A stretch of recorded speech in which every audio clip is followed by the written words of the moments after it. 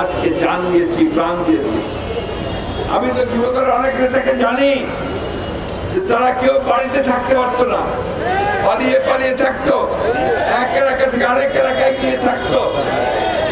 আমি তো জানি যে এর মধ্যে যারা তাদের বাবাকে হারিয়েছে, মাকে হারিয়েছে, শিশুকে, সন্তানকে হারিয়েছে, তারা দেখতে যেতে পারে না। আমি তো জানি যে তারা চাকরি পায়নি, ব্যবসা করতে পারেনি। এই একটা কঠিন অবস্থার মধ্যে দিয়ে তারা বেরিয়ে এসেছে।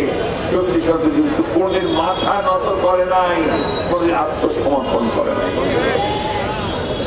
আমরা সেই দল, সেই দলকে নিয়ে আমরা গর্ব করি। কেন?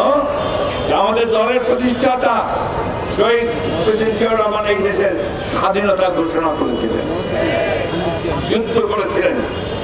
আমাদের দলের প্রতিষ্ঠাতা তিনি বাংলাদেশের প্রথম সংস্কার শুরু করেছিলেন। শেখ মুজিবের একদলীয় শাসন ব্যবস্থা থেকে তিনি বহুদলীয় গণতন্ত্র নিয়ে এসেছিলেন। তিনি প্রথম অর্থনীতিতে তিনি সংস্কার শুরু করেছেন, গার্মেন্টস শুরু করেছিলেন, তিনি বিদেশে পাঠানো শুরু করেছিলেন। দেশের বেগম খালেদা জিয়া সেই নেত্রী, তিনি আমাদেরকে সংসদীয় গণতন্ত্র উপহার দিয়েছিলেন এবং তত্ত্বাবধায়ক সরকার ব্যবস্থাটা তিনি নিয়ে এসেছিলেন আমাদের কনস্টিটিউশনে।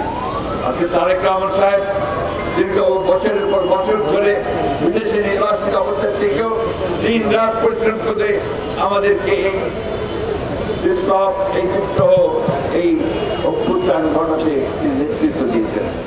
আসুন আজকে আমাদের সামনে এই জুলাই আগস্ট বিপ্লব যে সুযোগ সৃষ্টি করে দিয়েছে নতুন বাংলাদেশ গড়বার, আমরা সেই নতুন বাংলাদেশ করতে চাই। একটা স্লোগান দিয়েছেন চেয়ারম্যান সাহেব আমাদের, কি সবার আগে দিয়েছেন স্লোগান। এটার অর্থ কি?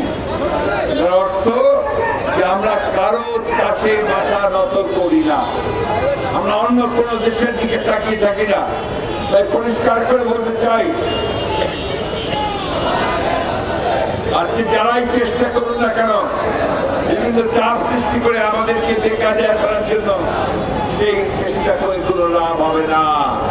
এই দেশের মানুষ লড়াই করেছে, লড়াই করতে জানে, লড়াই করে স্বাধীনতা এনেছে, লড়াই করে গণতন্ত্র রক্ষা করেছে এবং দেশকে মুক্ত করেছে। আসুন আমরা আজকে সেই আমাদের শহীদদের, যাদেরকে আমরা হারিয়েছি, তাদের প্রতি শ্রদ্ধা জানাই, তাদের যে কর্ম, সেই কর্মকে সমাধান করার জন্য এগিয়ে যাই। আজকে আসুন আমরা নতুন বাংলাদেশকে গড়ে তুলবার জন্য, এই বাংলাদেশে এই যুবদল, ছাত্রদল, বিএনপি সকলের দিকে তাকিয়ে সাধারণ মানুষ যেন বলে এরা ভালো মানুষ, ভালো দল, তাই না? যদি না বলে তাহলে কি আমাদের কাজটা ঠিক হবে? হবে না। তাই আসুন আমরা সেই দিকে এগিয়ে যাই, আমরা সেই পথে এগিয়ে, যে পথে ঘুরে আমরা আমাদের মানুষকে সুন্দর একটা বাংলাদেশ উপহার দিতে পারবো। আপনাদের সকলকে অশেষ ধন্যবাদ। আসসালামু আলাইকুম, খোদা হাফেজ। বাংলাদেশ জিন্দাবাদ, বাংলাদেশ জাতীয়তাবাদী যুবদল জিন্দাবাদ, শহীদ জিয়া মরহম, দেশের